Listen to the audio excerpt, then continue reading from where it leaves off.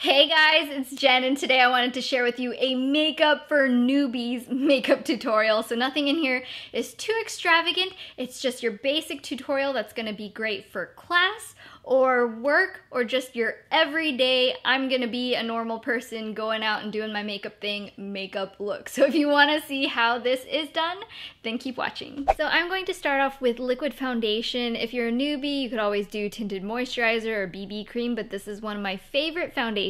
It's Neutrogena Healthy Skin Foundation in number 60 Natural Beige. I just poured a little bit on the back of my hand, and you wanna go lighter with this because you can always add more, but it's kind of messy if you start off with too much. We're going to just dot this onto our face and then blend it in with our brush. So I'm just taking clean hands. Make sure you wash your hands before this. And I'm just dotting it around my face like that. And I'm taking a dense synthetic brush. This is one of my favorites. It's the Sigma F84. I also love the F82, which is just rounded. There are similar ones you can also get at the drugstore, but this is my go-to brush. So I'm just kind of buffing this into my skin all over. The focus here isn't to get every little thing covered. It's to just have a really light layer. Especially if you're new to wearing foundation, just going in light layers and letting it kind of dry slightly in between is going to give you the most natural finish. Generally, what you want to do is have the most coverage kind of like here in the middle of your face and then blend it out as you go out. At this point, you should have a really nice even layer of foundation on your face, and you should still be able to see your skin texture. You don't want to cake this on, especially if you're new to foundation, because it's going to just look like you have a lot of makeup on, and that's not what you want. We're going to add a bit of concealer to hide any spots that still show through, but you really want to preserve your skin texture. Next, we're going to move on to concealer. I'm using the Maybelline Fit Me Concealer in number 20 Sand. I'm going to apply this under my eyes, just kind of like streak and do a couple dots, and then anywhere else that you have a little bit of discoloration showing, like maybe if you have acne hyperpigmentation like I do, or sunspots, you're just going to do a little dab here and there to cover any little spots you need covered. I also like to go over the redness around my nose. I'm taking my ring fingers, which are the weakest, and I'm just going to tap this into my skin.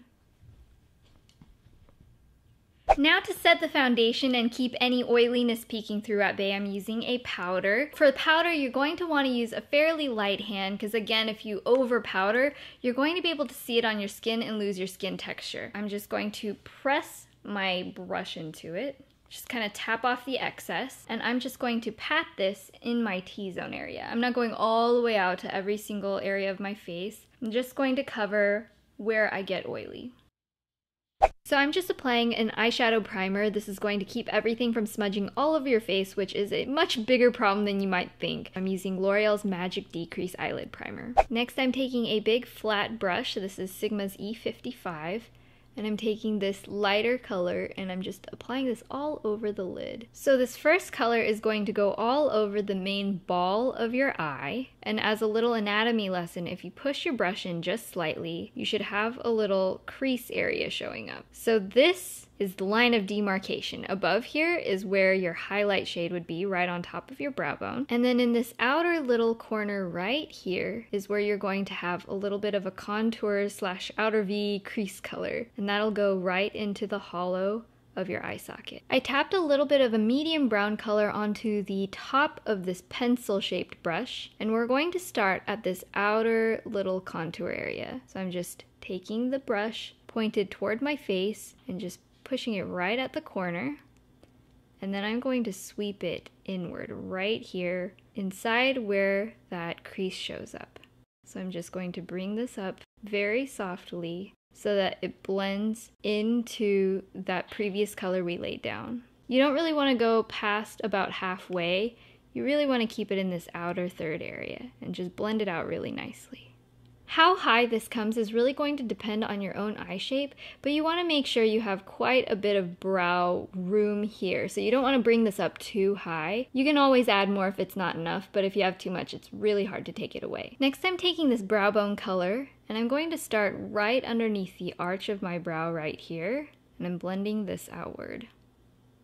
I'm not bringing it too far in on my eyes because if you see, light naturally hits me right here where the brow bone sticks out the most. So I really want to just mimic how light is naturally hitting my eye shape.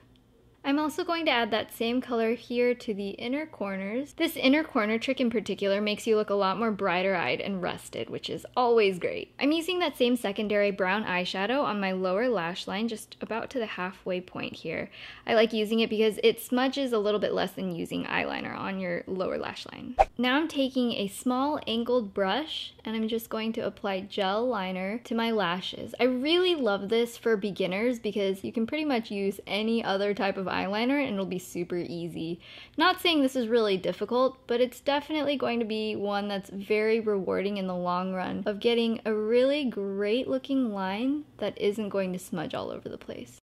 Also, you're going to want to focus on the outer half being thicker and having the line be gradually thinner as you go in. So from this outer corner, I'm going in the same angle as my lashes right here, and that's the angle I'm going to pull up this little wing at the end. And then I'm going to bring this line in and create a little wing.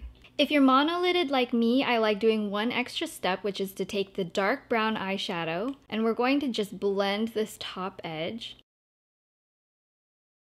So I'm doing this for a couple of reasons. First of all, if you're monolided, then your eyes tend to be a little bit oily and it might smudge really easily. So that'll help set the eyeliner in place. Also, when your eyes are open and you're monolided, sometimes you can't see the eyeliner line. So this helps to extend it up while still having it look a little bit more natural than just having the actual eyeliner go all the way up here and having a big black hole on your eye. Next, I'm going to curl my eyelashes. I really think this is an invaluable step. And if you want a full video on my mascara routine and how to get really perfect lashes, I'll leave an annotation right over here so you can click that and check it out. But right now, I'm going to do those very steps to get really full lashes. For mascara, I like using a waterproof formula because that seems to hold lashes up if you've curled them, if you have really straight lashes like I do. And I like to tilt my head backwards like this, and I just wiggle them from the root of the lashes and pull upward. And that usually seems to help me not get mascara all over myself. The mascara I'm using is Covergirl Lash Blast Volume Waterproof. I'm also adding a little bit of mascara to my lower lashes, and I'm really going to just focus this on the outer half. If you want to have a really dolly look, you can do this all the way around as well. But for day-to-day, I like making my eyes look a little bit fanned out at the edges. Finally, for the eyes, I'm going to fill in my eyebrows. So I'm just taking this Rimmel pencil and I'm going to do little strokes to fill in any sparseness. Just draw them in like you're drawing little tiny hairs to fill in your entire eyebrow. It's so important to keep brows groomed because it really does frame your face and it makes you look a lot more put together. Now I'm just going to finish off my face with a blush. This is Milani's Luminoso.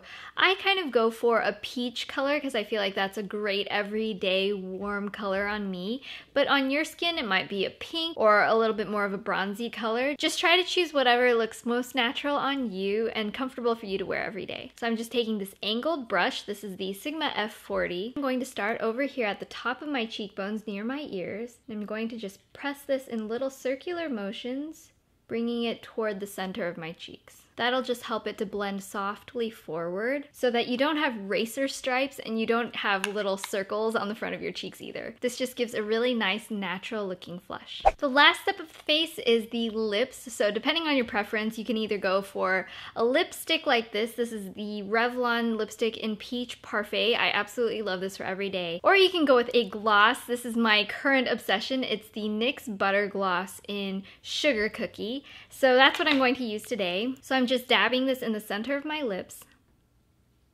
and then I'm blending it out. So this is the final look. Thank you guys so much for watching. I hope you enjoyed this or at least found it helpful. And if you did, don't forget to hit thumbs up on this video. And feel free to share in the comments down below. Show our makeup newbies a little love and give your #1 best makeup tip. This is Jen, and I will talk to you guys in my next video. Bye! Hey guys, it's Jen, and today I wanted to show you this fresh spring makeup look, and I wanted to share with you guys how I remove my makeup, especially when I'm wearing a lot of really intense makeup that's waterproof.